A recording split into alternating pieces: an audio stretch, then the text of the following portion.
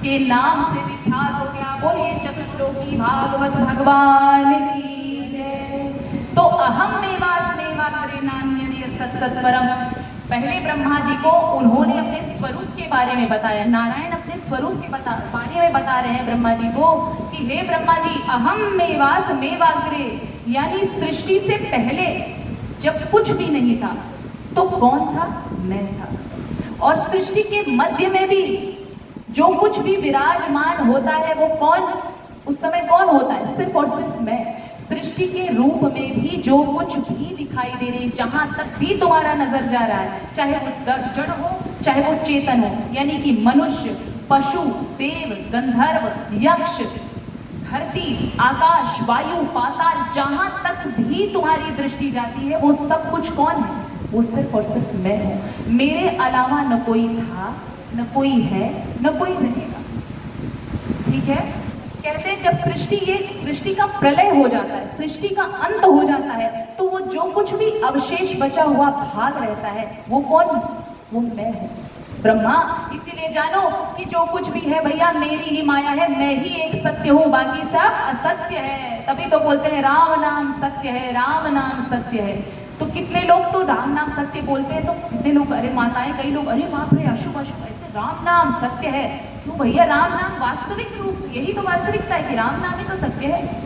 लेकिन माताएं डर जाती हैं, क्यों? क्योंकि वो लेके जाते हैं शमशान घाट पे और यही बोलते हुए कि राम नाम सत्य है। अंततो गत्वा इंसान बोलता है कि राम नाम सत्य है, जबकि जब जन्म से लेकर के मृत्यु पर्यंत यही बोलना चाहिए कि राम नाम ही सत्य है। तो भगवान अपने अस्तित्व के बारे में, अपने स्वरूप के बारे में ब्रह्मा जी को बताते हैं। उसके बाद कहते हैं कि ब्रह्मा, तुमने जान लिया कि मेरे अलावा तो भाई इस दुनिया में कुछ है नहीं, ठीक है? अब तुम सृष्टि की रचना कैसे करोगे? मेरी माया से, मेरी माया के द्वारा ही, भगवान माया के द्वारा ही तो सृष्टि का सृजन करते हैं। माया कौन है? ये जो माया सिद्धिदात्री मैया बैठी है ना, वही माया है। अलग अलग रूपों में, सिद्धिदात्री नवदुर्गा रूप में, चंडी रूप में, काली रूप में, उमा रूप में, सती रूप में विराजमान रहती है। तो कहे कि मेरी माया को भी जान लो। मेरी माया क्या कार्य करती है?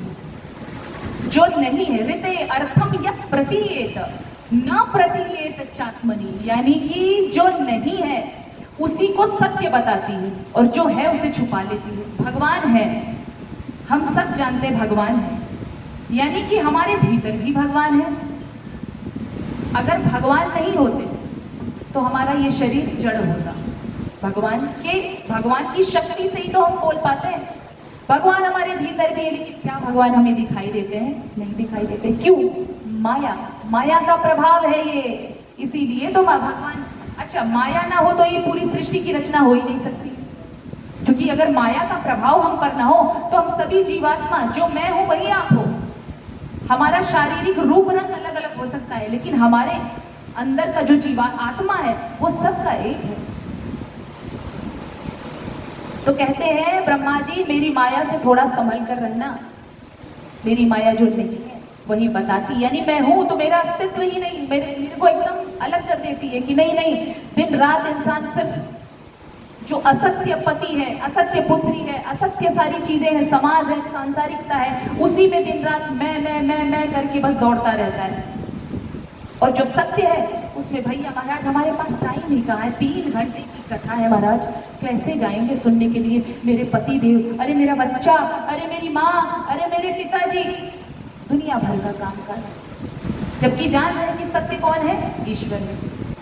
तो कहते हैं ब्रह्मा जी, जो मेरे भगत है उनको ज्यादा जानने की, इधर उधर के पचड़ों में नहीं पड़ना चाहिए। बस यही सोचना चाहिए कि हम सभी जीवात्मा किसके अंश हैं? परमात्मा के अंश है, इसलिए परमात्मा का भजन करना चाहिए। ठीक है? तभी इसीलिए तब ब्रह्मा जी ने कहा कि भैया महाराज भगवान, हम आपके श्री चरणों में वंदन करते हैं, प्रणाम करते हैं। आपने मुझे मार्गदर्शन किया, इससे मैं सृष्टि का संचालन बड़े अच्छे से, बड़े प्यार से, बड़े ढंग से कर सकता हूँ।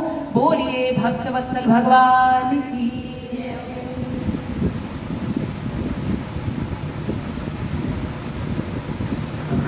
चलिए, चतुश्लोकी जो भागवत है, अब ये चारों श्लोकों की भागवत को फिर भगवान ने व्यास देव का रूप धारण करके, भगवान का 24 अवतार, वैसे तो हरि अनंत, हरि कथा अनंता, लेकिन 24 अवतार मुख्य से जो माने गए हैं, उसमें से एक अवतार है व्यासदेव जी भगवान का। व्यासदेव जी के रूप में ये इनका कलावतार हुआ है। तो 4 श्लोकों की भागवत तो भगवान नारायण के मुख से निकला, लेकिन इस 4 श्लोकों की भागवत को 18,000 श्लोकों में किसने परिणित किया? वेदव्यास जी भगवान ने। बोलिए वेदव्यास जी भगवान की जय।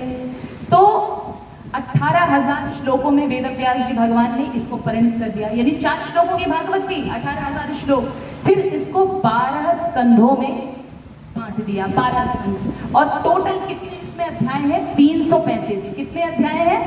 335 अध्याय हैं श्रीमद् भागवत महापुराण में।